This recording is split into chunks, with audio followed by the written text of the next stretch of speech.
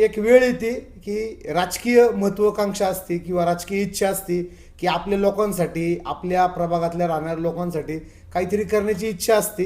पण नुसतं आंदोलन करून निवडणुकीत यश मिळत. आता आंदोलनाच्या माध्यमातून न्याय आहे. पिंपरी प्रभाग क्रमांक 21 आहे. हा काही प्रस्थापितांनी तिथं स्वतःपुरती ठेवलेला आहे आणि ती त्यांचीच तिथं मक्तेदारी चालती ते आणि खुनशीचं राजकारण बऱ्यापैकी होते. नमस्कार, टाइम्स ऑफ महाराष्ट्रामध्ये सर्व प्रेक्षकांचे सहर्ष स्वागत. आज आपण आगामी पिंपरी चिंचवड महानगरपालिकेच्या निवडणुकीसंदर्भात प्रभाग क्रमांक 21मधील एक हिंदुत्ववादी आणि युवा नेतृत्व असलेले प्रचंड मोठा जनसंपर्क असलेले एक कार्यकर्ते कुणाल दिलीप साठे यांच्याशी आज आपण थेट संवाद साधणार आहोत. कुणालजी, आपले स्वागत आहे. आगामी महानगरपालिकेच्या संदर्भात तुम्ही निवडणूक लढण्यास इच्छुक आहात, तर कोणत्या ध्येय धोरणं तुम्ही डोळ्यासमोर ठेवून निवडणुकीला सामोरे जाणार आहात? प्रथमतः टाइम्स ऑफ महाराष्ट्राचं मी गणेशजी मनापासून आभार व्यक्त करतो. आता तुम्हाला तर माहितीच आहे, पूर्ण महाराष्ट्रामध्ये महानगरपालिकेचं बिगुल वाजलेलं आहे आणि तसंच पिंपरी चिंचवड शहरातही येणाऱ्या काळात फार मोठं जे काय वातावरण आहे ते होणार आहेत. आणि भारतीय जनता पार्टीचा मी मुळात कार्यकर्ता आहे, म्हणजे मी फार पूर्वीपासूनच राष्ट्रीय स्वयंसेवकांशी निगडीत बऱ्याच विषयावरती काम केलेले. आणि एक वेळ येते की राजकीय महत्त्वाकांक्षा असते किंवा राजकीय इच्छा असते की आपल्या लोकांसाठी, आपल्या प्रभागातल्या राहणाऱ्या लोकांसाठी काहीतरी करण्याची इच्छा असते. त्या माध्यमातूनच मलाही माझे जे राजकीय नेते आहेत त्यांनी सांगितलं की कुणालजी, तुम्ही तुमच्या प्रभागातून निवडणुकीत तयारी करा. त्या अनुषंगाने मीही तयारीला लागलेलो आहे. कुणालजी, आपण हिंदुत्वासाठी मोठमोठे आंदोलन उभा केले, एक खूप मोठा लढा दिला आपण. कत्तलखाना असेल, गोहत्या असेल किंवा असे बरेच हिंदुत्ववादी प्रश्न. पण नुसतं आंदोलन करून निवडणुकीत यश मिळत नाही, तर तुम्ही अजून कोणत्या धोरणावर निवडणुकीला सामोरे जाणार आहात? आता तशी बघायला गेलं ना, तर धोरणं बरीच आहेत. आता आंदोलनाच्या माध्यमातून न्याय नक्की मिळतो.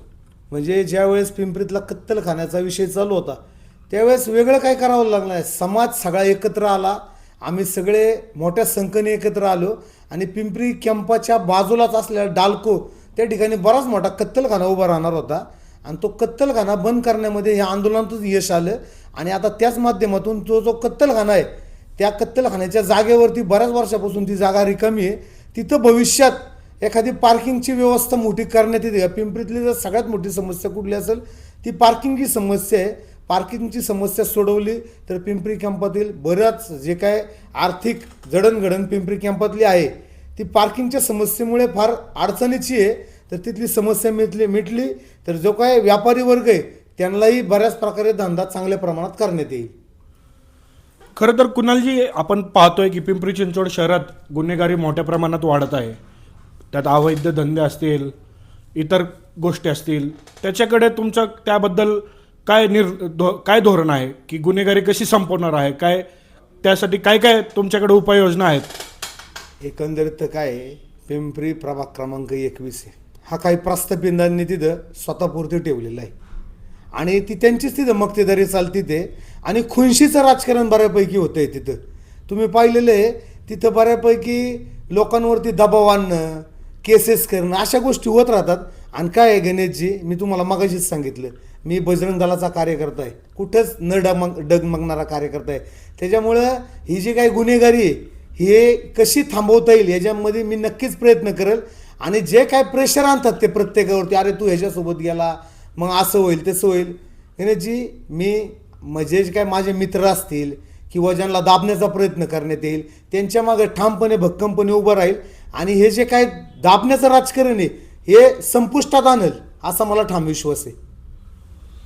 आपण पाहतोय की प्रभाग क्रमांक 21मध्ये नागरिक अनेक समस्यांना सामोरे जात आहेत, तर या समस्येकडे तुम्ही कसं पाहताय?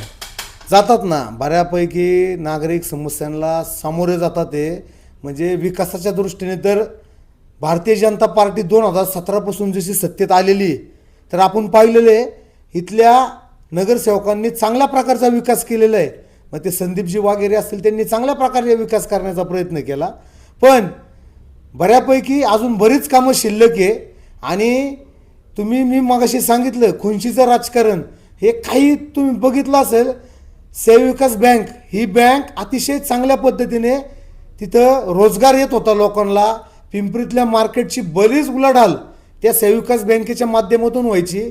पण ह्या खुंशीच्या राजकारणापायी त्या बँकेच्या कर्मचारी जवळपास 300 कर्मचारी होती, त्यांना ती नोकरी गमवावी लागली. आणि पिंपरी मार्केटमधील बराच व्यवहार हा त्या बँकेच्या माध्यमातून होत होता.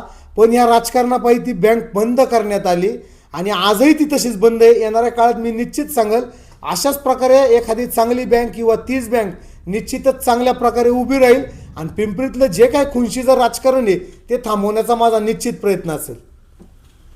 खरं तर कुणालजी, आज तुम्ही इच्छुक आहात, पक्ष तुम्हाला संधी देईल का? आणि जर पक्षाने संधी दिली तर जनतेने तुम्हाला निवडून का द्यावं, याचं काय तुम्ही आमच्या चॅनलच्या माध्यमातून काय संदेश द्याल जनतेला किंवा एक तरुण मतदार आहे त्यांना? भारतीय जनता पार्टी मुळातच असा पक्ष आहे, तो कार्यकर्त्यांना संधी देतो आणि एकाच वेळेस बरेच जण इच्छुक असतात. त्यामुळं पार्टीलाही चांगला नेता निवडणं हे कधी कधी 4 चांगले नेते असतात, त्याच्यातून एक चांगला निवडायचा असतो. भारतीय जनता पार्टी ज्याला तिकीट देईल त्यामागं आम्ही सगळे ठामपणे ताकदीत उभे राहू.